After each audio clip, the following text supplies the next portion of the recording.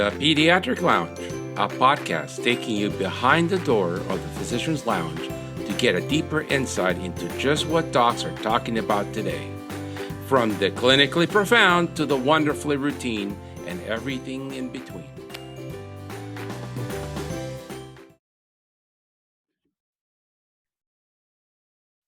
And welcome to everybody. We have a boxing match today. On the east side is the infamous Dr. Hershel Lessin, who is not a proponent of EMRs. And on the west side of New York, we have from Romania, Dr. George Rogu, who is an advocate of everything computer until it doesn't work. The rules Queens, New York. The rules of the match are simple. No low shots, no cuss words, 3 minutes bouts. The proponent goes first, and when you hear the bell, you each go to your corners. Okay. Gentlemen, say hi. 3 minutes each or 3 minutes total? 3 minutes total. Total, wow. Gentlemen, shake hands, and let's have a nice, clean fight. Clink, clink. Okay. All right, so here we go. The bell. It's coming. A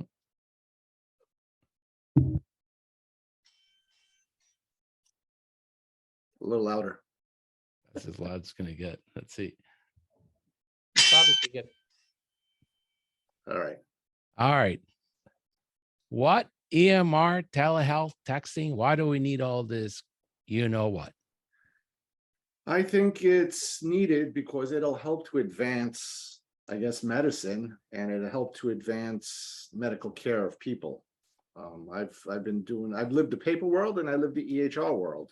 And I think my life is a little bit better with the EHR world. Okay, I would agree with you. Were the EHR ready for prime time, which it still is not. It was forced upon us by the government High Tech Act that basically bribed us or forced us to spend a fortune on EMR. And luckily they paid for a lot of it. So that made it a lot easier to adopt. The trouble is the technology is totally unreliable, totally clunky, and doesn't do a single thing it's promised to do. So I think in an ideal world, you'd be absolutely right. In this world, EMR has, I think, been one of the worst things to happen to medicine in my 40 years of practice. And it's not like I'm an old fogey here. I do computers just fine. But this has just been an unmitigated disaster in my mind. And texting, should we add texting to everything else we do in the practice? I think texting has a limited role, okay, but not with the physician, not to provide medical care, because there's too many ways to make an error. I mean, how many times does somebody send a text message where you want to say, I love you, and then you're saying, I hate you, and end up breaking up by accident because of Siri corrections? Think about that with a medical problem. I mean, to tell a patient to come into the waiting room from the parking lot, okay, that's fine. You know, it's good for reminders. I really think, one, it's not HIPAA compliant. And unless you really use an end-to-end encryptation, somehow use that for texting. And it's not HIPAA compliant, although I will say that some people under 30 do not answer the telephone. They only text. And I use that my daughter as a prime example. She never answers my phone calls. If I text her, I get an immediate answer. So I also think when you get to telehealth, again, that's so totally overhyped. On my computer system, the platform is so clunky and so impossible, I've just about given up using it, and I end up using third-party programs like Doximity or FaceTime to talk to people because the program on the computer rarely, if ever, works. And when it does work, you get this tiny, tiny little picture. You can't see a darn thing, and you lose all the in-person cues you get. So I think telehealth is great if you're doing psychiatry and talk therapy. When it comes to actually doing medicine, you need to examine the patient and you need to have technology that works, neither of which is available on telehealth right now. Okay. Round two. The salesperson comes in with a new Tesla and tells you that, promises you that the solution for global warming is here. Is tech ever the solution to problems in medicine? I think there's a little bit of a role for tech, but it's not a solution. It's not a full-blown solution. You still need the human factor. You still need the physician. You still need the hands and the ears and the eyes, and the nose to smell. I don't think you can have, like right now, I've seen some kind of postings about there's AI to discover mental health illness in patients. Really? A computer's going to do that? You know, they made movies like this, Rise of the Machines from the Terminator. This is where we're going. Minority Report. You know, I think tech has a role to be helpful, Yes. but whatever happens, it's always rolled out before it's ready and before it's tested, because its main goal is to make money for its investors. And, you know, EMR rolled out simply as a billing scheme to make sure we can get paid. It does that a little bit, but not much, but it does nothing else it's promised. And so tech, if it were employed properly and used properly, has a role. And certainly the technology in medical procedures has gone up. The technology has really been life-saving, but it gets down to one-on-one human interaction in primary care. I think the tech falls apart in comparison to that. You know, I think the tech companies, they're aware of this. They know that they usually roll out the product before it's ready for prime time. And I think their culture is put it out, see what works, and then fix what doesn't. But, you know, you can't do that in medicine because, you know, if you made a mistake, you killed somebody. That's the concept that software engineers don't understand. And the other problem is you say very easily, we'll fix it. But what happens is the source code is so far from what you're using now. In order to fix the problems, you have to go right back and change the source code from the original thing, which no one is willing to do. In my worthless EMR, you can't even have two screens open at the same time. Can you believe that? There's not even a free app that can't do that. But my multiple hundreds of thousands of dollars EHR can't have two screens open at the same time. So I have to click through multiple screens to get where I want and then open them all up again to get there. Isn't that efficient? Yeah. I think you could open it up on two computer monitors. Oh, just what I needed in a room. Yeah. You know, it's oh, there's workarounds, but the workaround shouldn't be necessary if I'm spending the money for this tech that's supposed to help me, which it does not. And George, I'm sorry, my view is so much easier than yours. Yeah. So it's kind of like a sucker punch here for you. But you know, I like tech, except it never works, at least for years. And then you have to assume the company has any interest in changing it. When they become dominant, like the company that's dominant in the hospitals, they don't care. They're Epic. They can do whatever they want. Yeah. That is true. That is true. Now, some of us are old enough to have used pegboards. Oh yeah. And for our accounting. So should we ditch the RCM function of our EMRs and go back to the pegboards and the manual accounting? I don't know what pegboards are. Okay, I'll take it. I guess I'm not old enough. Pegboards are where you have each encounter on a board, and there's a whole side of them, like 30 per encounter, and then each encounter you tear off the top sheet, and one goes to billing and one goes to the doctor to code as billing, and it's just crazy. So in that regard, when it comes to economic things and finance things, EMR is, can be decent. It's certainly better than paper. And that's because it's a business and it's, and they're good at that. That stuff's easy. Medicine is hard. And when they try to take that economic stuff into medicine, it's very difficult. And, for example, electronic prescribing is great for the most part. I mean, it's way better than writing a prescription, except when the EMR will only let you write a prescription exactly as it sits in its database. And there are 40 results for every med you take. And if you don't hit it exactly right, you can't order it. So you're sitting there screaming at the computer trying to order something you could write in 3 seconds. Well, that's correct, but that's where the customization comes in from the physician side, where you make favorites of the commonly prescribed drugs. You can't do that with an ECW. And, Oh, and then, Well, and you then, can make favorites, but you can't change the database that you bought No, with ECW. You can make favorites, there's no Yeah. question, but Yeah. again, why should I have to do that? and you can't even write in ECW, you can't write dispense 1 bottle. You have to click down, find the word bottle, and then go to the Right. little computer that says, the little calculator that says 1. I mean, I just want 1 bottle. I mean, it's Flonase. It isn't rocket science. 1 bottle. actually, all I want. There's no more bottles in the SureScripts database, so I end up putting 1 kit. I mean, it's crazy. We are the tail, meaning the EMR is wagging the dog, which is medicine. And the tail is very skinny and very inept, and it tries to wag the dog very unsuccessfully.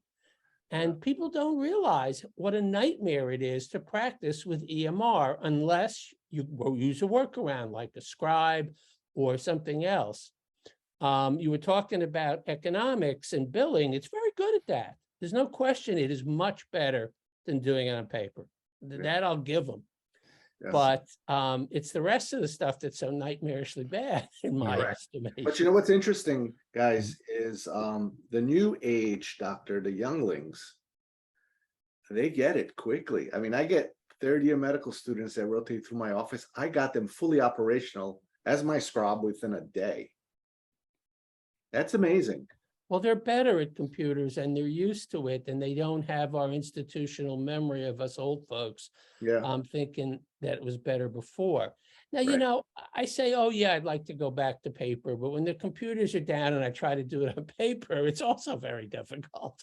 So I can't categorically say I prefer paper. Of course, we forgot how to use paper now. We were very efficient with paper when it was there, but now we forgot how to use it. But I'll tell you, I can't read most of the notes in old records, so it's very hard.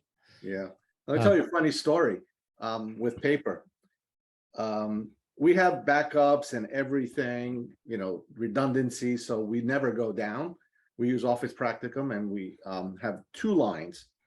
Something happened one day where somebody, you never hear these stories, but there was a crash on the street that hit the telephone pole, knocked down the pole and ripped out all the wires. So you could have all the redundancies you want.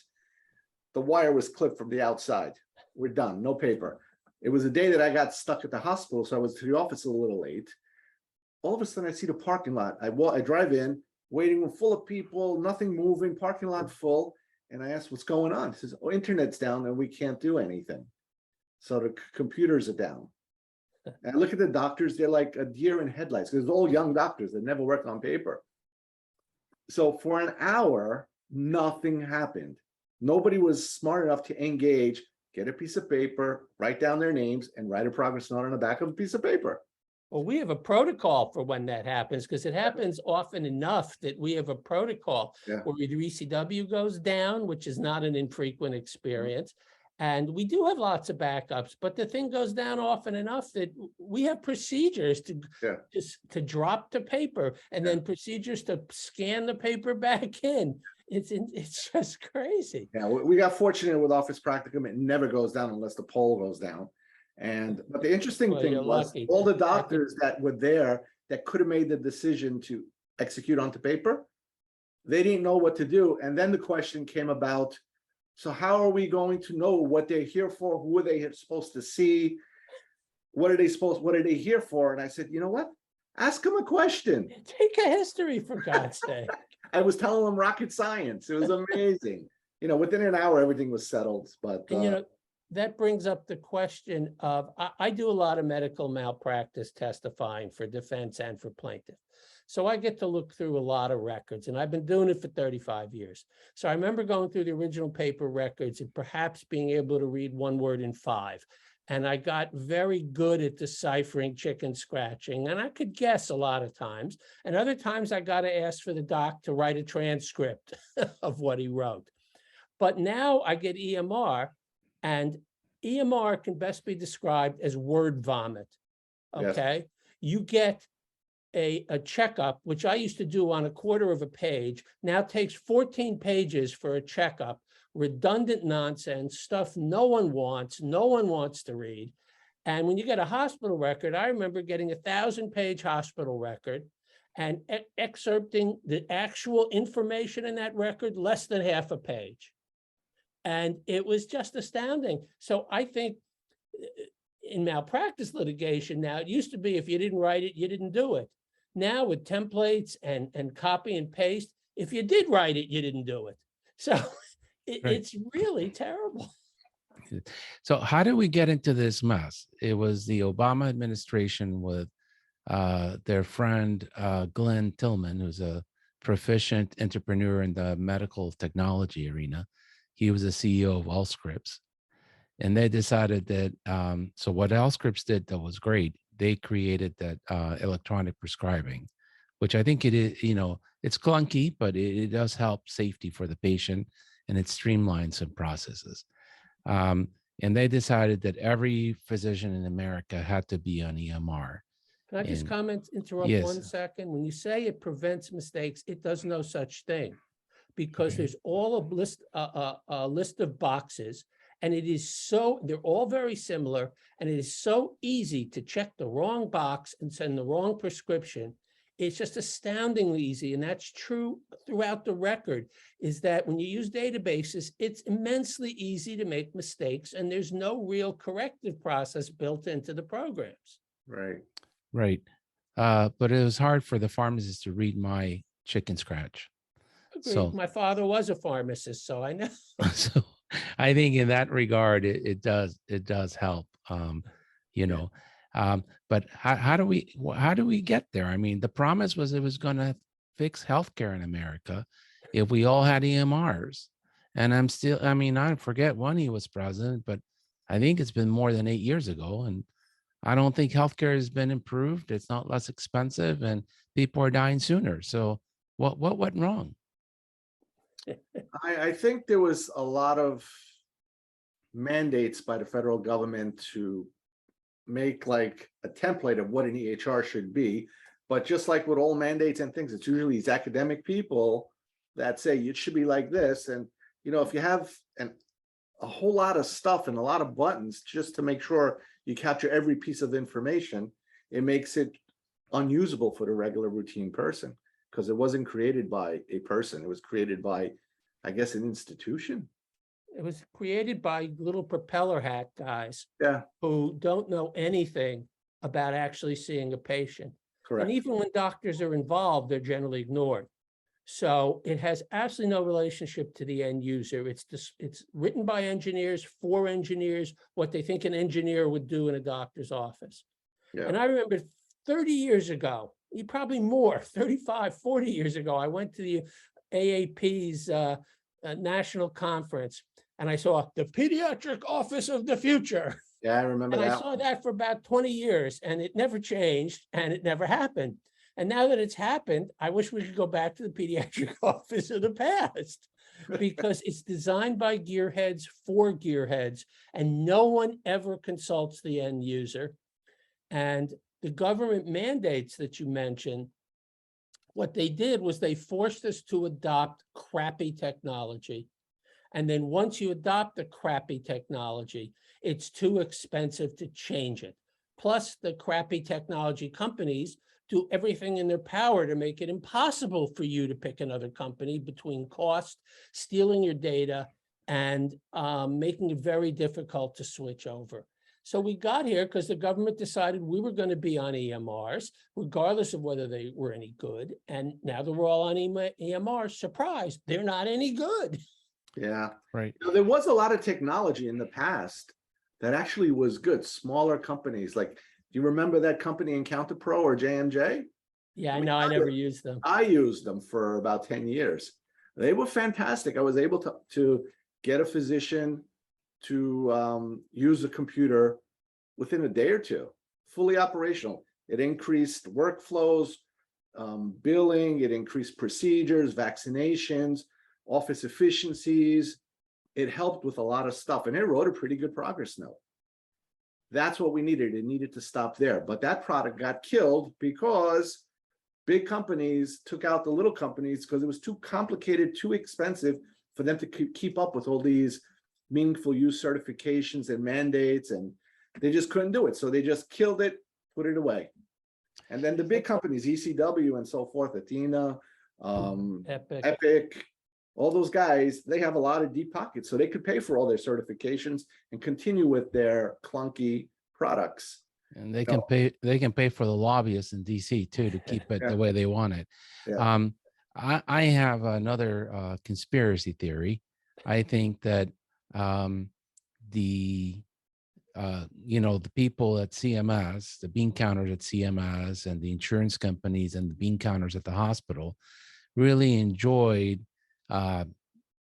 tracking everything that was done, right? They thought that there was a lot of money being lost because you didn't chart your strep test, or you didn't charge a urine test, or you didn't charge this, or you didn't charge that. So the whole thing of the current EMR, it is a way of capturing charges. It's a billing function. It's not an electronic record. No, it's a charge capturing database. And that's it. That's all it does. It captures charges, and unfortunately, the person that is the smartest person in the room, with the most training, ends up doing the clerical work of capturing the charges.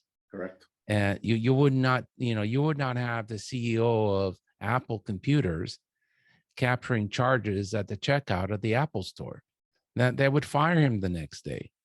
But we doctors are checking out the patients and doing, their charges in every encounter. Is absolutely nonsense from a efficiency and working top of your license and, how a business should be run. Right. So and the other thing it did was, for a medical history to actually be a history, there has to be a narrative of what happened in the patient.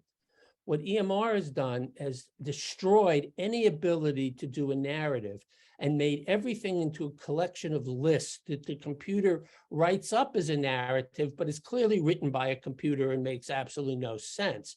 And when you lose the narrative, I can tell you that I can see a patient and want to know what happened to them in the past.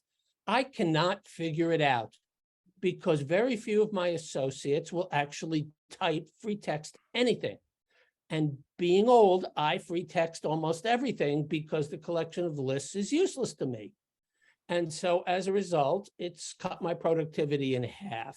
It's protected me in court because I have a narrative, and it's given my associates a better idea of what happened, but it's terrible. I go home after 8 hours of killing myself in the office to 3 more hours of pajama time, typing up my notes from my rapidly fading memory over time. And it's just crazy. I'm up till 12 or 1 o'clock in the morning finishing my charts. It's utterly insane. And this is why, at least for this old guy, he's ready to burn out because I cannot tolerate the EMR anymore on top of all the other nonsense we go through. That's not the subject of this thing, but I can't tolerate the EMR. It cut my productivity 50%. I'm sure. Do you know why the narrative is no longer a thing? The HPI, the narrative? Why? It's because of Epic. All right, listen to this one. It opens up, when you open up a note in Epic, it gives you some clicks and some buttons. To get to a white box where you can write, you have to go to the notes, you have to bring your cursor up to it and free type. So because it's not in your face, the residents don't write a story.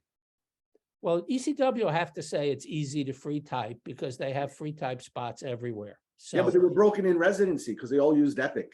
Oh, right. So they never learned to free type the story. There is no story in Epic.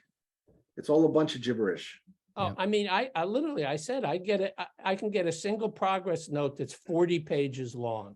Oh, yeah. And I find data harder to find in 40 pages of repetitive gibberish and computerese than I do in a chicken scratch note. At least I can make a guess as what's in the chicken scratch note. And so the other promise was that patient portals were going to be the be all end all, and the patients were going to love them.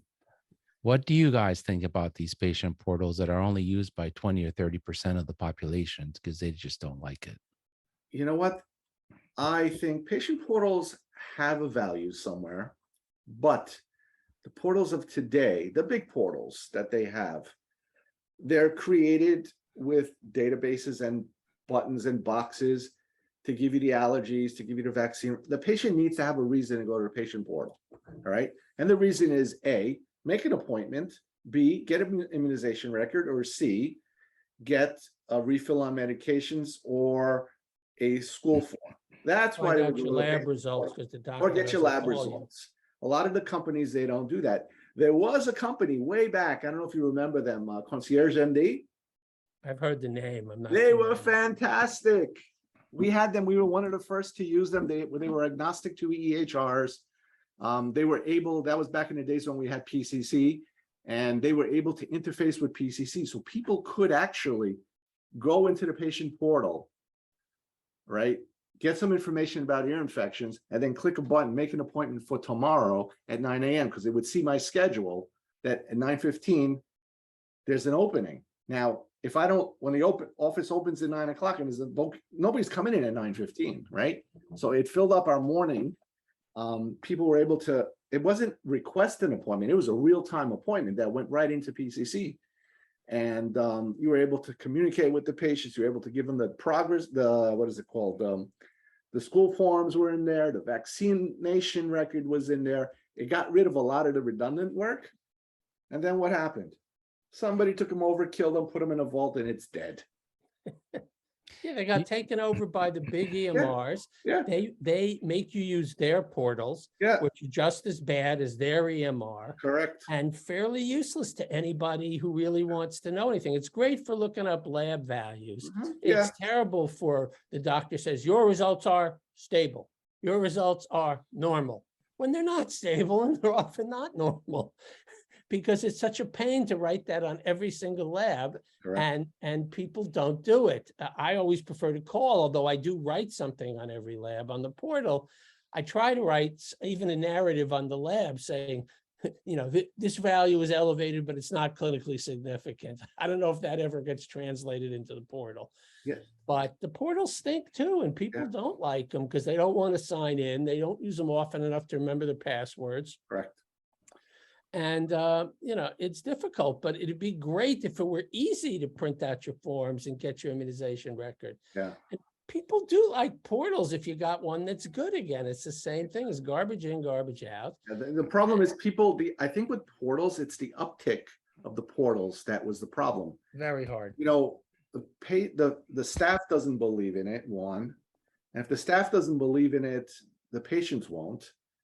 And if the patients don't benefit from using it a lot, like making appointments in real time, you know, I don't need it. So they won't use it. Our uptick on the portal was a little difficult. But let me tell you, when we had the Concierge MD, back in those days when we had like interfaces everywhere, we had like almost everybody using the portal. Everybody's making appointments online, but they were not ready. They were too advanced. Nobody had that product and they killed it. You know what I was told when I instituted online appointments. This is back in 2003. Everybody told me I was going to get sued. Is that some kid with meningitis, the mom's going to make an appointment to see you tomorrow and you won't know any better and they'll be dead before they show up and they'll blame you for it. I'm like, well, the mom can still not call me for the appointment and have the kid die at home from meningitis. Yeah. What are you going to do? I mean, you know, I mean, if a kid's that sick and she makes an appointment for 3 days down the line, what am I going to do? I mean, people make mistakes. It was very interesting. We started online appointments this year Now, we have 26 docs in our practice, and we're still private. We're not affiliated with any institutions. And the problem is our schedule is so fiendishly complex with different slots, different workflows, different timings. We have patients making appointments, but despite our best efforts, often the wrong appointment goes in the wrong slot. Enough time isn't allowed. It's like, who made this appointment? And then we found out it was a patient. And that makes things really awkward and difficult when they come in and you're not prepared. Yeah, but that happens too, right? They book an appointment for sore throat and they come in and they're having migraines, and it's a 10-minute, it's a sore throat. What's the strep show? It's negative, gargle and we'll see you back. And they're like, oh, by the way, she's having these terrible headaches, and she's throwing up after the headaches. And it's like, that's not a sore throat appointment. Well, can you take care of it? I'm here already. Yeah. Well, That's not common. That doesn't happen all day long.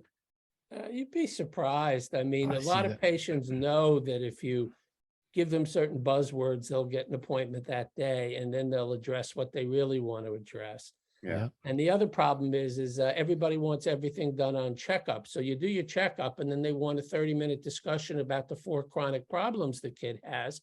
And you can't do that in the time allotted. You have to have separate appointments, which patients hate. But that's the reality, is you can't do a decent job if you try to cram it in too quick. Yeah. And that's the trouble, because patients don't want to come back. They don't want to pay for it. The insurance companies ding you because you're seeing patients too frequently. So it's lose, lose, lose in every regard. Yep. Well, we're going to move on to something that I just don't like very much. They're called teledocs, but I call them telequacks. And but they're not the only one, right? Amazon just closed its telemedicine division. It didn't work for them, but people are prescribing Adderall and Xanax on Zoom calls, and people are advertising for coaches for your children's mental health at $175 an hour over a telemedicine platform. And I think it's real dangerous.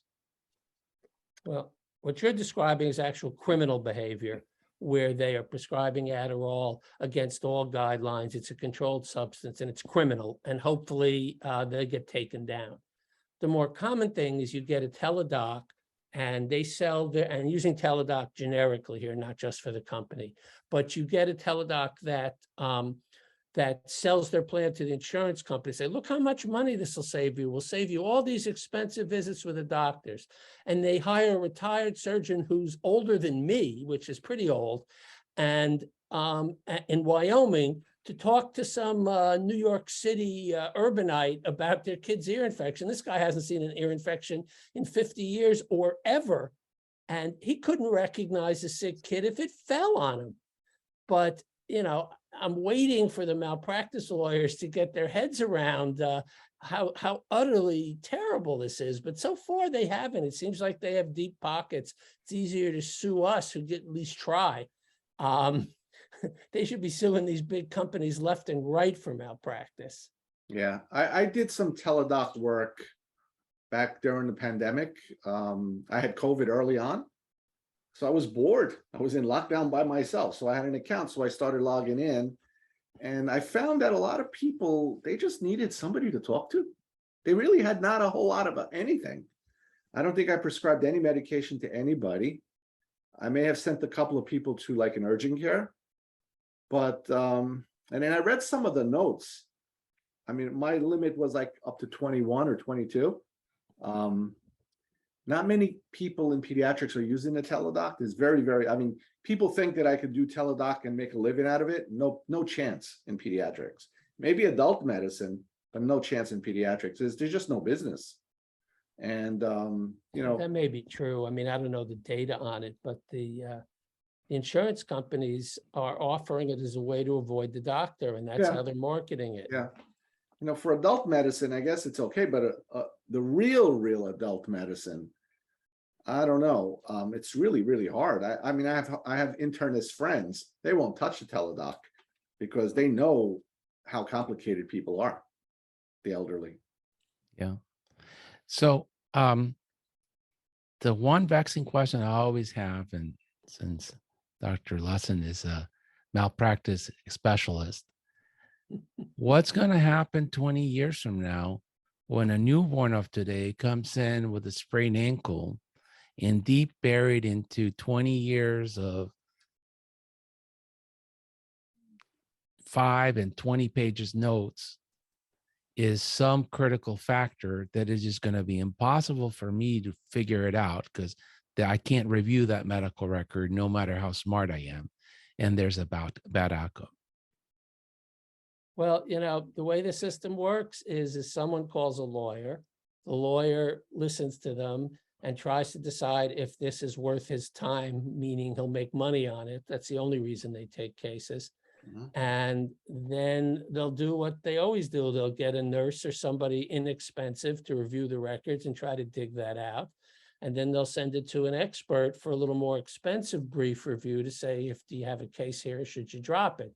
They don't always listen. But, you're just going to have to comb through the records. I get thousands of pages when I review a file, most of which I generally skip, but you at least have to look at every page because with an EMR, you have no idea what little nugget might be buried between 40 pages of medications and 60 pages of orders. Maybe there's a nursing note tucked in that someone should have noticed, but it's almost impossible to notice. But you get the time because you're looking at it as an expert. I'm saying we're going to miss things because there's so much garbage data in patients' files that the important stuff is buried beneath the garbage. Correct. And there's no way to get at the important stuff like there used to be on paper because nobody wanted to write a 5-page note. Your hand gets tired. Mm-hmm. But with a computer, you can write a 10-page note and, while you're having a cup of coffee, it's just, you don't get tired. You can be as verbose as you want. I think you got to go back to old school and do an HPI, a narrative, and ask them, hey, what's wrong with you? What That happened takes to you? time. Yeah. Scribes are something that you absolutely need. And the trouble is they're expensive. You pay for them. You don't get reimbursed for them. And the only advantage you can get out of them is one, they'll let you see more patients than you currently see, or two, you can bill better. And those are the real advantage you get. But if you don't generate those extra patient visits, and they'll also, I forgot, they'll also cause less burnout amongst the physicians. If those benefits don't exceed your costs, it's a sunk cost for a physician practice. So you've got to look at that carefully to see if it's worth it. At least in my practice, I wanted scribes very badly, but I couldn't get my associates to agree because of the cost and the clunkiness, and revamping the entire workflow to include them is very difficult. It's easier if you're small. If you're big, it's very hard. It is, yeah. It is. Do you think the scribe interferes in that patient-doctor relationship? And maybe people are not as willing to tell you things because there's somebody they don't really know in the room? No, I think the scribe actually, again, I personally don't need a scribe, but I do use a scribe when I have the medical students because they want to do it. They want to get involved. They want to learn the EHR. So when I have a student and they're efficient, it makes me have a little bit more time or a little bit more activity directly with the patient. And the medical students are pretty bright. They're really bright. And they know exactly what I'm going to ask. They know what needs to go where. They know how to write the scripts with you. But you got to keep your eye on them. A lot of doctors, and I see it in my own organization, they won't use the medical students as scribes because they don't trust them or they don't know. I mean, if you're going to have a scribe and you're going to stay over their shoulder to watch them, what they're typing, it defeats the purpose.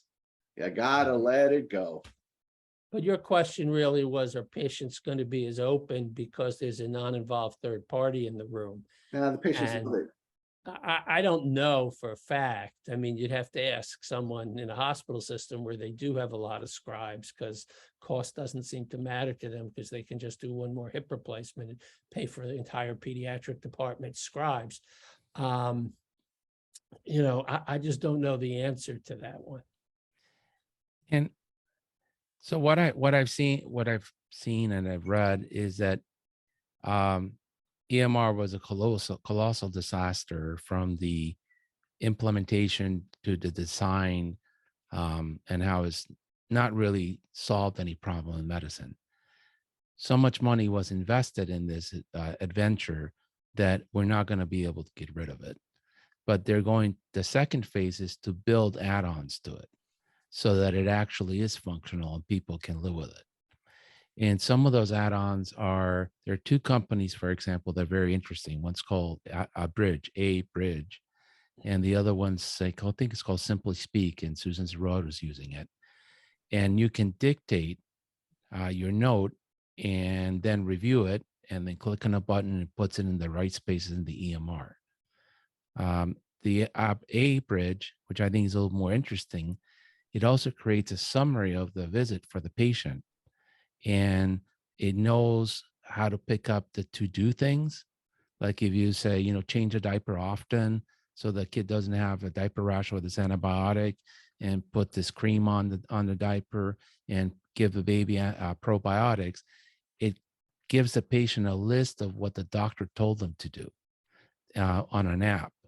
And I think that would be very good, because we say so many things so fast in the exam room. The poor parent goes out of there, they're stressed. They're at the doctor. Either the kid's going to get shots or the kid's sick, and you're already stressed. So if somebody can summarize that for you, so that these are the things I need to watch out for, I think that would have value. Do you think that would make sense? Very clearly, it would make sense if it worked. Again, I'm going to keep coming back to that. But as far as I'm concerned, we're no better off than there was 35 years ago for the pediatric office of the future, okay? The electronic records are no better or even worse than paper in many regards. And they are nowhere near as functional. And everything they said they were going to do is vaporware. They don't cause less mistakes, they cause more. They make you doubt the use, the veracity of the note because of an incessant cut and paste. They slow you down, they increase your workload. You want to put your fist through the screen because you have to do what the computer wants rather than what you need. And until that's fixed, I don't see them being that much more benefit. And you know what? I hate to say this, George, but absolutely nothing's going to change until the government mandates it changes. Because as consumers, we have zero influence because they own us. We have very little choice, and they make it very hard to change. So unless the government mandates some changes with all the horrible, unexpected truths that come of that, I don't think any of this is going to change. And I think the notes I see now are just as bad as the, ear pain, right ear infection, and plan amoxicillin. I don't think many of these notes are much better than that. They're just take 40 pages to write it. Yeah. I think I try to have a little bit of a positive spin on things. It does help with efficiency. It does help with ordering and keeping track of the million tests that you do. If it didn't order, it never happened and never got billed. So make sure everything gets ordered. All the tests that you do, the vaccination, they claim that the vaccine logic, you know what? I find mistakes all the time in the vaccine logic. And the problem with the computers and the vaccines, for example, is I can scan a piece of paper, tell you exactly what the patient needs within 10 seconds, maybe not even that long. New doctors of today, they have a difficult time understanding what vaccines to give if the computer doesn't tell you. When I started 40 years ago, there were 3 vaccines. I mean, that was it. Very simple to remember the vaccine schedule. Now you need a PhD to even read the schedule. And Yeah. even then I have trouble sometimes. And the only thing about computer logic, George, I'll have to say it's good for is that it does pick up tons of errors you make in timing of shot. Correct. Now, whether that actually means anything is open to question, but it does cause a lot of extra vaccinations and denials. Extra vaccinations school is it worth it. I mean, the hepatitis B, for example, how many wrong hepatitis Bs did you give 20 years, 15 years ago? Because he looks like he's almost 6 months, so he's close enough, but it's not quite 6 months. Well, So- I won't even do a 1-year checkup unless they're past their 1-year birthday. Oh, yeah, That's that's a not one, a question. because the MMR and chickenpox are invalid after 1. Correct. And if you don't if you give an MMR and a chickenpox on different different place times, which you should not do, but a lot of people do, it invalidates one of them. Correct. So there's all sorts of nuances that you need to know. And I don't think, I agree with you. You know, the fact that I walked up hills both ways to work is one thing as an old guy. Backwards. A lot of that is actually true that I see in young people, how they approach medicine and how they approach EMRs, because, you know, everything's run by fellows in the training programs. When I was an intern, we did everything. The attending at Yale, the attendings couldn't even write orders. I wrote the orders, and they would have to come to me to change it if they didn't like it. Nowadays, residents do nothing between the attendings and the fellows. They barely see the patient. So how are they going to get the breadth of experience with their shortened work weeks and everything else that's been done? And it's sort of frightening to me, the fund of knowledge some folks come out with out of full training. Yeah, well, that's another podcast in itself. It is. But, you know, I find when I go to the hospital and I speak to the residents, I ask them, you know, what are the blood results? What's the CBC on this kid? Oh, hold on, doc, let me look it up. I mean, come on, you should know if it's a problem. They always look it up. They never know the answer. They always look it up. And I think that's the way it is now. Just like Google, you know, you don't have to know the answer. You look up the answer, then you execute. Except when you take your boards. Correct.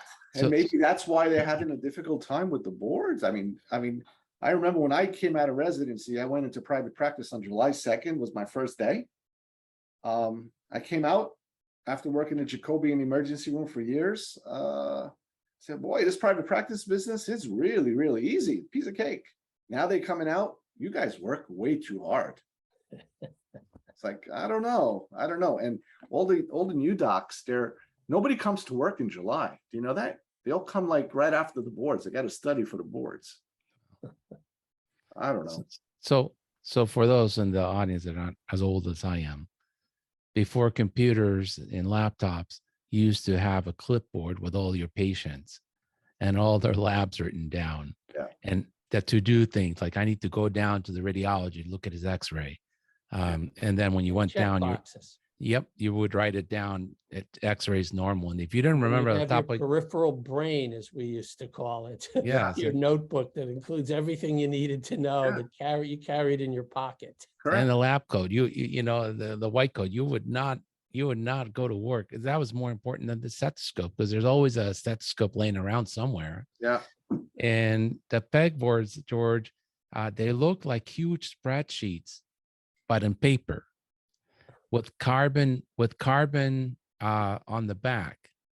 So you would write on the top, and because it had carbon on the back of the paper, it would go through 3 pieces of paper, and it would leave on this, a real life spreadsheet, the name of the patient, what you did for them, what they paid, and, you know, and then every night someone in the office had to add with a computer how much was paid and then give you the money, because, you know, they didn't use credit cards as much.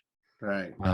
It was or the checks that came in would get written there, and then you had like little cards for each patient's account, and then you would go and credit their account when the check came in. Yeah, well, it's called advancements, man. It was unbelievable. We It don't was listen to records anymore. You don't listen to cassettes anymore, 8-track tapes. You it got was your phone. Let me it just, was I just want to say that I do hate EMR, but I don't hate EMR as a concept. I hate EMR as it's currently executed and allowed to be executed without any influence from end users. And that's what I hate. I hate terrible EMR, which Right. is what we have. And I keep coming back to not being opening more than one screen at a time Right. on ECW. Name me one single app since 1982 that can't do that. And here it is, 2020, and ECW can't do that. Right. And we ask for it all the time, and they say, nope, nope. And the other problem I have with ECW is that they have all these screens. It looks like every screen is different. The buttons are in different places. They do different things. It's like 80 programmers were in 80 rooms and wrote each a piece of the program and then threw them all together without talking to one another. Exactly what they did. And you got to remember, ECW is a big product, a very old and big product that was used by the city and the federal government and things like that. And it was made for internal medicine, and they just stuck pediatrics in somewhere as small adults, the usual.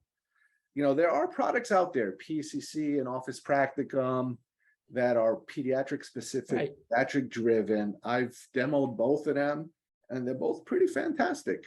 And the difference always is metrics. that they care whether you're happy. They care. And They at do. least at the beginning, they were designed with you in mind. Yes. Now, as they may or may not get bigger and being purchased, that may change. But Wow. so far, they've done an outstanding job of actually listening to their customers and trying to do a good job, which Right. is why, at least for pediatricians, a vast majority of pediatricians who've tried PCC or OP use it because it's clearly the best result for pediatrics. The Correct. trouble is, it's much more expensive than the generic product. Okay, yeah. but Yeah. you get what you pay for in EMR, not like medications where the generic is name brand is so much worse. It's so much more expensive than the generic. But here, the name brand costs a lot more, but you get so much more. It's Yeah. just trying to get past that initial cost that stops most docs from adopting it. Well, it's not even the cost so much. Okay. Like, if I was in your boat, would I change ECW? I mean, without, forget about you, Herschel. How about the rest of the doctors? Are they functioning with ECW? Oh, yeah, they're functional. I mean, I've looked at the notes. I still can't tell what happened to a patient. Yeah, but Um, can they get through the day? Do they have to take their charts home? Do they do proper? Some do, some don't. But when you don't chart anything, it's easy not to have to take anything home. I guess. Yeah. Yeah.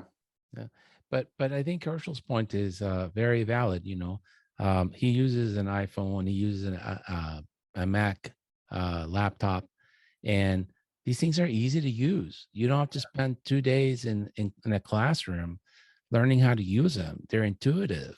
Nobody has to force them down your throat or tell you that you must use it. Right. We use smartphones, we use the laptops because somehow, some way, they're bringing value to us. Mm-hmm. If they weren't, we wouldn't use them. We wouldn't buy the product. And we're nowhere there with EMR. Well, I Wow. think Forced to buy the product, even though it stunk. right. Yep. And then they make it impossible to change when you've made a bad choice, or Yes. nearly impossible. I know lots of people do change, but it is a big nut. And the companies make it very difficult to access your own data. Yeah. Yeah. I predict that what's going to happen in the future is you're going to have other companies with new technologies that are going to develop these EHRs and just get rid of all the problems that the old EHRs did and make life much better for the physicians. But what will happen? Somebody will go, a bigger fish, and swallow them up and put them in a vault.